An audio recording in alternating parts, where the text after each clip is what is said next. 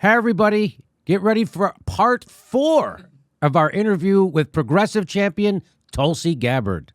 So, Tulsi, tell us about your environmental legislation. Is it called Off Fossil Fuels legislation? Off Fossil Fuels Act, And yes. how many people have you gotten to co-sponsor that? Oh, gosh. I'm not sure what the latest count is. I think the last time we checked, there were over 25. We have the endorsement of over 400 environmental organizations from across the country. And slow and steady, we continue to try to pick up steam. This is one thing that a lot of good folks are challenging their candidates for Congress as they're going through this election to saying, will you support this legislation? Will you co-sponsor this legislation as a member of Congress? Which really the legislation is lays out a plan to get our country off of our addiction to fossil fuels by 2035. And by doing so, also addressing the thing that's not often talked about in environmental legislation like this, which is actually creating a green jobs economy and training and jobs for those who are often displaced when these fossil fuel companies or industries are shut down in certain parts of our country. That's often the argument that we hear for people who are within our party but who are opposed to this kind of aggressive environmental legislation is like, what are you going to do with the workers? What are you going to do with the people and their families who depend on these jobs to make a living? It was important that we included that in this bill because as we make these economic decisions for our future, not only are they good for our environment, they are good and smart for our economy and people, their health and well-being and their ability to support their families. So you think, all right, so we can get off fossil fuels, and it's by 2035? 2035. Okay, well, fingers crossed. It's I predict Manhattan will be underwater by then, as will Vancouver, San Francisco, Miami, and Savannah. But we'll see, and most of the eastern seaboard. Anyway, Let's just drop that out there. It's way worse than people think it is. People have no idea. All these hurricanes, what's happening, you almost had a Category 5 hit Hawaii. Yep. We had Puerto Rico. And so this is now going to be, this is the new normal. This is going to be the permanent emergency. Yeah, no question. So let me talk about, you have some great marijuana legislation. Yes, we do. Let's talk about I'm that. glad you're bringing that up. People often talk about our broken criminal justice system, but... What? I thought it's working fine. What? We're getting most of the brown people in jail, right? Yeah. Black and brown people, that's what we're supposed to do. So we know that the criminal justice system is broken. Not only is it racist, but it's broken. And now we're injecting corporate values into our prison because we're putting a profit motive behind it, which to me sounds the opposite of human. Right. So what are your plans to help alleviate our criminal justice system? There's the broken nature of our criminal justice system has to deal with a whole lot of factors, one of which is ending private prisons, another of which is actually reforming what goes on in our prisons, reforming the people who are sent there in the first place, and having those diverging programs to say, okay, if you're a nonviolent drug offender, maybe you need to go and just get some help somewhere else and not actually be sent and incarcerated and charged with crimes that are going to follow you around for the rest of your life. But help bring about an end to the high recidivism rates that we are seeing. That's one of the many problems with these private prisons is there's no incentive whatsoever to make sure that those who walk through those doors do not come back continually through this turnstile, as we've seen in incredibly high numbers. And this is an area where we're at a moment in time where we see a bringing together of organizations like the ACLU and the Koch brothers supporting the same kinds of criminal justice reform programs from perhaps different motivations. I think some are coming from a social justice motivation and others are coming from a fiscally more concern for the fiscal cost and impact. But regardless, there's a joining of both progressive and conservative forces to bring about real criminal justice reform. We just passed a bill not too long ago called the First Step Act, which deals with prison reform. Had some strong opposition within our own party, but was led by a Democrat and a Republican. a very progressive guy and a very conservative guy, both of whom I call friends. Who are they? Hakeem Jeffries from New York and Doug Collins from Georgia. And they fought pretty strong opposition, respectively, in their own parties, and shepherded this bill through through the House of Representatives to the point where it had over 300 members of Congress voting for it. This bill has, and the support of the administration. You have Van Jones working directly with Jared Kushner to try to get this bill through. So it's sitting before the Senate now, where it appears there is opposition coming from people like Cory Booker and Kamala Harris, as well as Tom Cotton from Arkansas. And so, there's something good happening there when you've got some strong opposition on both sides, but you have a more broad bipartisan coalition who sees the value in saying, hey, this is a meaningful piece of legislation that will help a lot of people.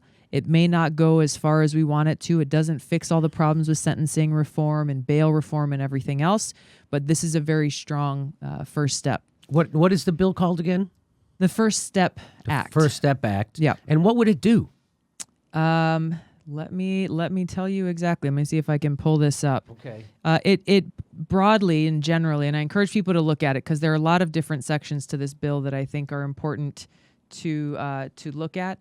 But it aims to target lowering recidivism rates, providing various types of support to people so that as they're leaving their time in prison, that they're actually able to walk out and transition into a regular life where they're not looking at going back into prison. And it looks at different measures on how we can reduce the prison population by getting people out of prison who really have no business being there. Those are kind of the broad strokes. It's kind of interesting that Kamala Harris is opposing this bill because when she was Attorney General here in California, she was taken to court a couple of times by the federal government because she was ordered to end the prison crowding in the prison system in California, and she didn't. And so they kept bringing her office to court, and her office was arguing that they can't lower the population and the prison population in California because that would upset their prison work. Right? So they have this big prison labor thing happening all over across the country. And so that was literally what they were arguing to the judge, that this will upset our prison labor system too much. And then when it made headlines in the LA Times, Kamala Harris was shocked that that's what they were arguing. Shocked. I'm shocked there's gambling happening. And so there's like a lot of corporatists inside the Democratic Party. Why don't they just become Republicans? That's a good question. I know. Shouldn't ask you this question, right? How do you know? As we like almost every one of these issues that we've talked about, Jimmy, you have done an outstanding job at continuously pointing the link back to corporate money, special interest money, and what a difference it could make if we cut off that tap and said you won't have a seat at the table as we're making these policies that impact the lives of the American people. So you're saying politicians take money from private prisons. They take money from corporations who use prison labor as slave labor. Right. So they're getting, it's money, money, money, and that's why we don't have democracy. I mean, but let's talk more about some of the stuff that you're actually trying to introduce. So there's two. We started talking about marijuana. Yeah. This is also an area where we have bipartisan support. We also have bipartisan opposition. But we have two bills that we have introduced. One is very simply ending the Federal Marijuana Prohibition Act, and it simply takes marijuana off of Schedule 1 of the Controlled Substances Act. Barack Obama didn't do that? No one has done it. No one has done it thus far. I know I was on a panel when Barack Obama decided not to do that, and people were saying, it's good that he's not doing it. It takes time. It's 2018. Well, how much longer you guys want to wait? Somebody was telling me that some of these battles within Congress were taking place. I think this was just before I got to Congress, but they were working to try to make industrial hemp legal.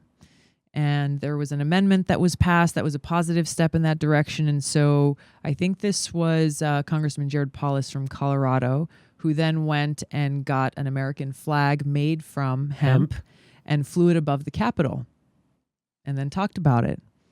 Spread all over the media. And this was under the Obama administration. But the DEA, the woman in charge of DEA at the time, said that when she read the article about an American flag made from hemp flying over the Capitol, it was the worst day of her entire career.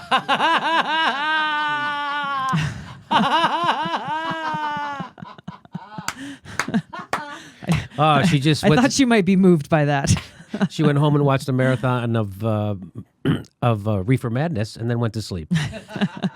So as we can see, there's a lot of misinformation that is still being perpetuated around marijuana. And so just recently, I introduced a bill with Carlos Corbello, who's a Republican from Florida, called the Marijuana Data Collection Act. And basically, very simply, this bill requires data collection and study of the effects directed of the effects in states that have legalized either medical marijuana or completely legalized marijuana in every single area from an objective perspective. And as you know, because marijuana is still a Schedule I drug, getting any kind of objective study within the federal government is virtually impossible. So working with the group NORML, who've been strong advocates on this, we wrote legislation that would direct the National Academy of Sciences, which is an independent organization, to gather and compile these studies, present them publicly and to Congress so that we can have an actual official congressionally directed study that will provide the truth and the facts. Good luck with that one. I really hope that happens because as soon as if they study the effects in the states of marijuana, people will be surprised at the effects. Traffic accidents go down, opioid usage goes down. Exactly. So there's lots of opioid-related deaths go down. I mean, there's so many reports and studies that have already been done, especially at the state level in some areas and compiled into national studies, but they are far too often just dismissed, saying, oh, well, no, there's no conclusive study. We just saw this recently in Hawaii, where the state legislature this year actually passed a bill that we have legalized medical marijuana in Hawaii. And this bill would have added opioid addiction to one of those reasons why you can get a prescription. Exactly. It was vetoed by the governor. Okay. Overwhelming passage by both the House and the Senate. I think maybe a couple of people voted against it in the House, but it was vetoed by the governor because his Department of Health said that there are no conclusive studies showing that the use of medical marijuana will help someone who's addicted to opioids, which we know is false. We have seen study after study that has shown that, where people's lives have been saved if they've been able to access this. And they've said, well, there's a bureaucratic way for someone to launch an appeal with the Department of Health and ask them to allow opioid addiction to be added to this list, which to me is obviously a futile path, because the Department of Health has already said, well, we don't think it's actually going to help. So what point will that, what will that actually accomplish? So that just points out that we need this kind of objective study to come out. And what is the marijuana bill called? The one on the study is the Marijuana Data Collection Act, and the other bill is the Ending the Federal Marijuana Prohibition Act. Okay. Both are bipartisan bills. Both have yet to. We just introduced the data collection one, but we're continuing to try to build support. It's so crazy. I'm old enough to remember when Bill Clinton admitted to smoking pot. Like, and that was a big deal. It was 1992, 91. When he was running for president, and that came out. But of course, he said he didn't inhale, just like Elon Musk didn't inhale, by the way. I don't know if you saw that video. He did not inhale. I did. He did. He puffed it like a cigar. But here we are, 20-some years later, and we're still don't have marijuana. It's still Schedule I drug. It's just mind-blowing to me. So what do you think the chances are of either of those bills? How many co-sponsors do you have? Oh, I don't have the numbers right now. We're not at critical mass yet. I'll tell you that much. The data collection one is being heavily promoted right now because a lot of folks see that as the precursor to be able to defeat the false arguments that are often made when we're talking about ending the federal marijuana prohibition. This bill will, or this report will disprove the narrative that's being pushed by Jeff Sessions and others within the Trump administration as they look to try to escalate the failed war on drugs and go after people in states like Hawaii and others who are abiding by those state-passed laws and dealing with marijuana. So, look, the need for this is great. I think more and more people across the country are calling on their members of Congress, and I'm asking them to ask them to co-sponsor this bill, ask them to bring it to the floor for a vote. Well, I hope that happens. We live in such a punitive culture, such a punitive country. People just want to punish people. It would be such a tremendous mind shift in this country if people could start thinking about, hey, how can we get the government to help people? Yeah. One thing that actually just happened, I just sent out a little quote today where there was an amendment that was successfully put into the military construction and VA appropriations bill that would allow VA doctors to, in states where medical marijuana is legal, to prescribe, send veterans to someone who could prescribe medical marijuana if that was if that was needed. Yeah. However, as they just were in conference committee between the House and the Senate, that amendment was just stripped out. Oh my God. Of the bill.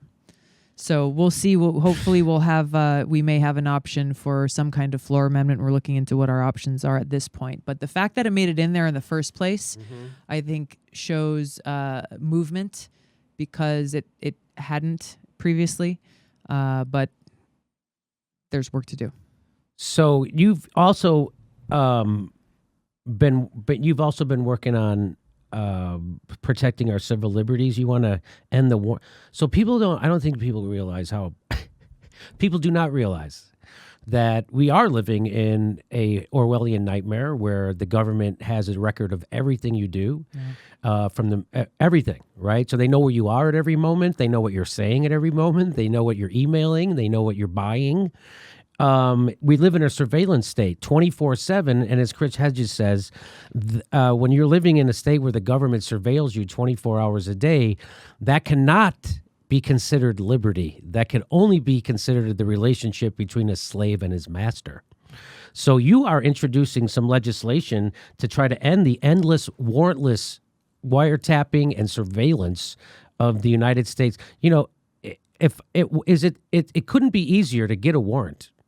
Right? If someone's doing something bad, why don't they want to get a warrant? So tell me about this legislation. We've got a few pieces of legislation that we've introduced to really deal with reining in a lot of the latitude that's been given to law enforcement and to the intelligence agencies with the passage of the Patriot Act. These throwaway lines are often given saying, well, this is necessary to keep us safe from terrorists. This is necessary for our national security. But in many of the cases that have been reported publicly, when you ask the question of, well, give us examples of how many times this has prevented a terrorist attack against the United States, usually the answer is none. Zero, yes. Exactly. And so they're afraid of losing the power that the Patriot Act gave them to do these mass collections of our cell phone records and all of these other things, which are a blatant violation of our Fourth Amendment. Right. No one cares about the Constitution. Right. Like it's a blatant violation of the Constitution. And that's, Bill Binney, who is a former whistleblower at the NSA. He invented a thing called Thin Thread, which was a data collection thing to fight terrorism. But it did it constitutionally. It kept everybody's identity secret. And so he's the one blowing the whistle now that they decided to go with a different called Trailblazer. And the reason is, I don't know, $6 billion. That's why they're doing it instead of his, which was cheap and efficient. So people don't realize that, the way the FISA courts have been misused, and that we do live in a surveillance state. And the Patriot Act, people hate it. people hate the fact that, well, people don't even know that Section 1021 of the NDAA Act, Barack Obama repealed habeas corpus. So what people are saying is that, things are getting so bad in the United States. Like I said, 80% of people live paycheck to paycheck. People get sick, they go bankrupt. And so, there's might be an actual revolution coming, and that what they've done as the establishment has made that almost impossible because they got rid of habeas corpus. Now the government can disappear you on the street if they feel like it. So what they can do is do extraordinary rendition right here in the United States. They can take you up, arrest you, not give you a trial, and we can never see you again. And so people say, do you really think I go, why would they pass that law? Why would they do that if they weren't already doing it? So, what do you, so this is supposed to help that, right? There's a bipartisan committee called the Fourth Amendment Caucus. Really? Within Congress. I never heard of this. Yes. I forget what year we formed this. It's been maybe a couple few years since we brought this together, and the whole point of this caucus is really to exercise the kinds of oversight and introduce legislation and amendments and work to defeat the bills that are coming through Congress that continue to violate Americans' Fourth Amendment, that continue to violate our civil liberties and privacy, and to counter the argument that you have to choose between national security and protecting our civil liberties. It's not that's a false choice. Exactly. It's a false choice and a fear tactic that's used to be able to continue this government overreach into our lives. Are there a lot of Democrats that in power that think like you about this? There are a few. Again. There are a few. Again, one party, two red wings. We're very loud. People like Zoe Lofgren from California. She's probably one of the longest serving members of Congress who's a part of this and who's been a very strong advocate and a watchdog on these bills that come through and on protecting our civil liberties. We've introduced bills like the USA Rights Amendment, which sought to protect our privacy and our communications and end those warrantless backdoor searches that are sometimes built into different types of technology that allow for law enforcement and the intel agencies to have their own kind of secret passage in. Well, they have one right through this TV. This is one of those Vizios. This is the Vault 7. They're one of those smart TVs. Mm-hmm. That's why they just had an article about that today or something. I don't know. Oh, really? Where there was I don't remember which company, but they created a smart TV that was actually way too invasive, and that they were actually going to go and apologize to consumers through their invasive smart television. Like a voice would just come out, we are sorry for monitoring you. I don't Please know, go back man. to reading. Yeah. Or please go back to reading People magazine. Yeah. Very, very worrisome. So is there any other legislation you'd like to highlight? Preventing Unconstitutional Collection Act, which would these seem similar. Permanently codify the protections on Americans' privacy. About a little over a year ago, the NSA announced that it would end the collection of Americans' internet communications that merely mention identifying terms, what they call identifying terms for foreign targets, but are not actual communications directly to or from those foreign targets, which is commonly known as about surveillance. You can get deep into the weeds here on this, but basically the NSA said, okay, we're not going to collect any more of this about surveillance, but they refused to say that was a permanent change. They wanted to maintain the right to reinstate it if they so choose. We disagree. They shouldn't have that right in the first place, so we introduced legislation that would permanently codify this end of collecting these about surveillance email. So it's weird that you would. It just seems crazy to me that you would have to introduce legislation that would permanently protect the citizenry from spying by their government when we already have a constitution. Yes. So how come this stuff can't go to a trial? Like, why doesn't anyone ever challenge this, and why doesn't it get overturned by a court? That's a good question. That really needs to be looked at as another course of action to take. To get some accountability with this continuous violation of our Constitution. So I'm going to guess if you ever do bring that lawsuit, the federal government will just disappear you. Yeah. It's funny, but it's true. Yeah. Okay. What else? What else would you like? So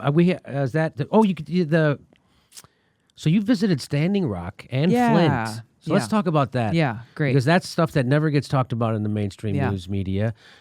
So what made you go to Flint, and what made you go to Standing Rock? Well, Standing Rock, this was towards the end of 2016 when there was a call to action for veterans. There were a lot of water protectors who had been gathering at Standing Rock for weeks and months before, and there was a call to action for veterans to converge and stand shoulder to shoulder with the water protectors and the people of the Standing Rock Sioux tribe against this pipeline that literally threatened their major water source, and a water source that also provided water for people in 4 surrounding states. Going there and being a part of that was such an incredible experience. Just as soon as I got there, it was late at night in the airport in Bismarck, 11 o'clock, and the baggage claim was crowded, standing room only.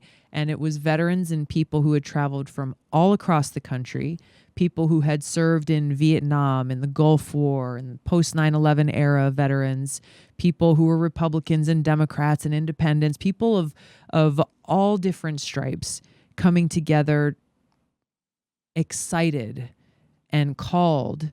One guy told me, he said, "This is the first time I have felt a purpose in my life since I laid down the uniform." And they felt that they had to be there as a continuation of that commitment to serve the people of this country that they had made previously in their lives. It was such an incredible thing and a great example of what I believe is possible when we set aside all of the different labels that tend to divide us into different boxes and categories and actually focus on what's most important. And so being a part of that and seeing how this message of water is life, and that all these other issues that people talk about to distract against that core message really are just distractions, because without clean water, then there is no life. We can't have a jobs conversation if there is no water and there is no life. The same thing, and that's what drove me to go and visit Flint. There are many other communities also that are facing many of the same challenges in Flint, where they have been ignored for far too long, and it's all centered around this most basic core need that we all have as people, which is water, and how much more we need to make this a priority to invest in protecting our water. So that Standing Rock did not turn out well. The oil company won. They did, and the oil leak that a lot of us were talking about that we felt was an inevitability by building a pipeline directly below this major water source happened actually quite quickly. What was interesting, though, is that talking with some of the leaders of the Standing Rock Sioux tribe while I was there and in the months after, they felt that the protest that took place was not in vain, and they felt that they had won anyway, because that was the first time that they had had this unity and solidarity amongst the tribes standing together to support this one mission to protect water, and that they had raised this level of awareness in the country and brought together people who had paid no attention to the challenges and the plight of many of our Native people in this country, and that it allowed them to be able to make more progress. I was just in touch with someone from Standing Rock who said that later this month they're going to be launching a major solar project, following through on some of the realizations that they had after Standing Rock, that gathering happened, which is, if we're going to protest against a pipeline, we have to actually walk the talk and make it so that we're not relying on their oil to live our lives. So they're making actual hard progress towards becoming completely self-sufficient as a community. And carbon-free? And carbon-free. Wow. It's incredible. And they're actually doing it. They're following through on it. Well, it's good to hear that they don't see it as a lost cause or as a defeat, and that they got positive stuff out of it. That's good to hear. It really is. Do you want to talk about Monsanto and the bill you have? Yeah, sure. It's what chlorpyrifos. You want to ban CPY? Chlorpyrifos. This is a chemical that was previously banned under the Obama administration because of its harmful effects on people. That former EPA Administrator Pruitt tried to bring back to life and lift the ban. This has since been struck down by a court, but we actually in Hawaii, this strikes close to home for us because there were many workers who work for Syngenta in Hawaii who were exposed to chlorpyrifos in 2016 and 17, and whose health was damaged significantly because of that exposure.